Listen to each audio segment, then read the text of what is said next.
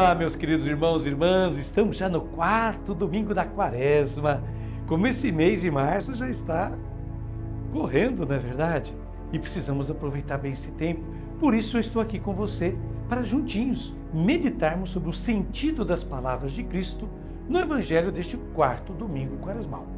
E eu escolhi como tema dessa liturgia deste domingo o seguinte: quem não escolhe o amor e a vida se condena. Vou repetir. Quem não escolhe o amor e a vida se condena. A liturgia deste domingo apresenta-nos a conclusão do longo encontro entre Jesus e o fariseu Nicodemos, líder dos judeus, isto é, membro do Sinédrio. Estamos no 3º capítulo do Evangelho de João e vamos ler hoje os versículos de 14 a 21. Nesta conclusão do discurso, Jesus destrói 3 pontos fundamentais da espiritualidade farisaica. Isso mesmo. E quais eram esses pontos fundamentais da espiritualidade dos fariseus? O primeiro, a concepção da vida eterna como uma recompensa concedida no futuro pelo bom comportamento no presente. Segundo pilar que sustentava essa espiritualidade farisaica, o julgamento de Deus. Quer dizer, Deus era visto como um Deus que julga, que recompensa e pune os seres humanos de acordo com o seu comportamento.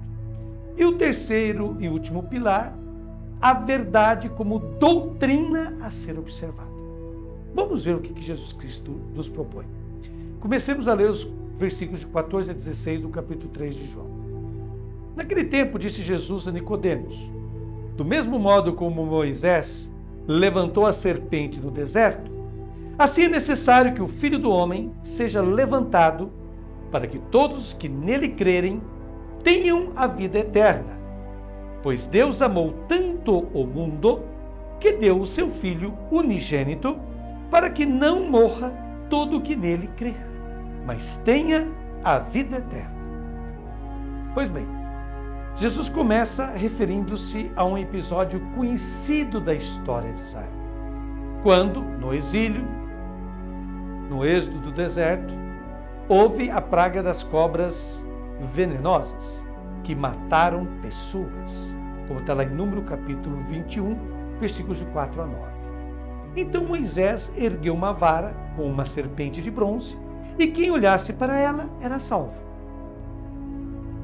Depois, Jesus refere-se a este episódio para dizer que é necessário que o Filho do Homem seja levantado. O que o Filho do Homem significa? O ser humano que tem a condição divina. Esse é o Filho do Homem. Este não é um privilégio exclusivo de Jesus, mas uma possibilidade para todos os crentes. João, no prólogo do seu evangelho, disse, abre aspas, a quantos o acolheram, deu-lhes a capacidade de se tornarem filhos de Deus. Está lá em João capítulo 1, versículo 12. E Jesus diz, todos os que crerem nele. Crerem em quem? No Filho do Homem. Acreditar que cada um de nós vem ao mundo porque é um projeto de amor da parte do Pai. Um projeto que Deus quer realizar. Quem acredita nisso, e aqui está a novidade, tem a vida eterna. É a primeira vez que Jesus fala de vida eterna neste evangelho. E nunca falará de vida eterna com termos no futuro, mas sempre no presente. Para Jesus, a vida eterna não é uma condição adquirida após a morte, mas uma qualidade de vida já nesta existência que permitirá ao indivíduo não experimentar a morte. Prossigamos lendo agora os versículos de 17 a 20, sempre do capítulo 3 de João. De fato, Deus não enviou o seu Filho ao mundo para condenar o mundo, mas para que o mundo seja salvo por ele. Quem nele crê não é condenado, mas quem não crê já está condenado, porque não acreditou no nome do Filho unigênito. Ora, o julgamento é este. A luz veio ao mundo, mas os homens preferiram as trevas à luz, porque suas ações eram más. Quem pratica o mal odeia a luz e não se aproxima da luz para que suas ações não sejam denunciadas. Pois bem, o segundo pilar da espiritualidade farisaica, que Jesus vem agora atacar, e é algo que é comum em todas as religiões, é apresentar um Deus que julga, um Deus que recompensa os bons e pune os maus. Mas o Pai de Jesus não é assim. O Pai de Jesus é amor, é comunicação incessante e crescente de amor. Cabe ao ser humano acolher ou não esse amor. Então, não é um Deus que julga, muito menos condena as pessoas. Serão as pessoas que, ao rejeitarem esta oferta de amor e de vida, permanecerão no reino da morte. Jesus exemplifica o que está dizendo com a imagem da luz. A luz é a fonte da vida. Quem é que odeia a luz? Existem duas categorias que odeiam a luz: os perversos, porque têm medo de serem descobertos, e os que vivem no escuro, na escuridão. Se alguém vive no escuro, sempre no escuro, quando essa fonte de luz chega, essa luz o incomoda e ele recua ainda mais na escuridão. Portanto, Jesus não está falando aqui de um julgamento da parte de Deus, mas de um julgamento que as pessoas fazem a si mesmas, ao se excluírem dessa fonte de vida. Leamos agora então o último versículo, o versículo 21 deste capítulo 3. Mas quem age conforme a verdade aproxima-se da luz, para que se manifeste que suas ações são realizadas em Deus. Pois bem, aqui temos finalmente o terceiro pilar da espiritualidade farisaica, é o pilar da verdade. Jesus acaba de dizer que quem faz o mal odeia a luz. Como contraste, agora esperaríamos que ele dissesse quem faz o bem. Mas em vez disso, Jesus não fala quem faz o bem. Jesus afirma quem age conforme a verdade. O oposto de fazer o mal não é fazer o bem, mas sim fazer a verdade. Porque neste evangelho, fazer a verdade não significa observar uma doutrina, mas sim fazer o bem, praticar o bem. Enquanto que uma doutrina pode dividir, pode separar as pessoas umas das outras, fazer o bem é o que as une. Então Jesus garante que quem faz o bem sempre alcança a luz. E quando chegar o momento do encontro com Deus, que é luz, esta luz não absorverá o homem, mas será o homem quem absorverá a luz, quem se fundirá com Deus e expandirá sua pessoa e torná-la eterna e indestrutível. Pois bem, após essas palavras de Frei Alberto Maggi nos esclarecendo o evangelho de hoje, eu quero fazer aqui as minhas reflexões pessoais. E cito Carl Gustav Jung, que viveu de 1875 a 1961. Jung foi psiquiatra e psicoterapeuta suíço, fundador da psicoterapia analítica. Olha só a frase de Gustav Jung. Até onde podemos discernir, o único propósito da existência humana é lançar uma luz nas trevas do mero ser.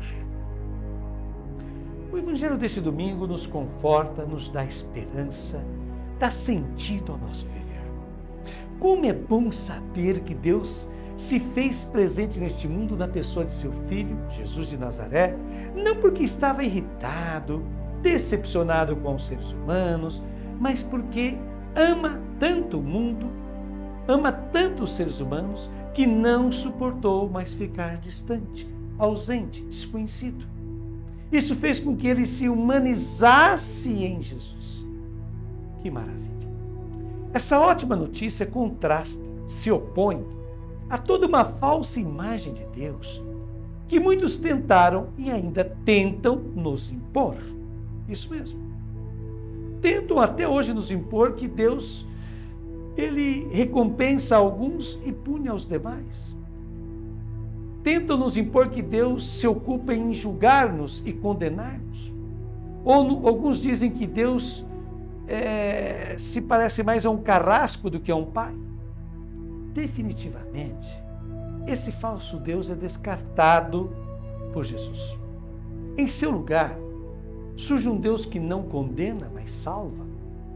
Não quer o mal dos seus filhos, mas apenas a felicidade deles.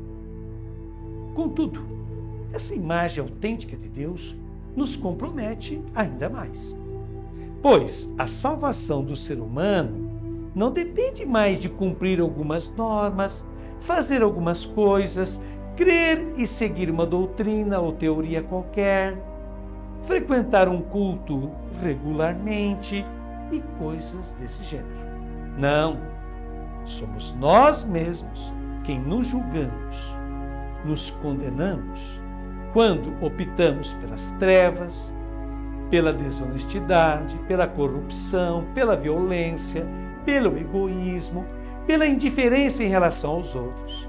Enfim, optamos pela morte, em sentido amplo, do que pela vida.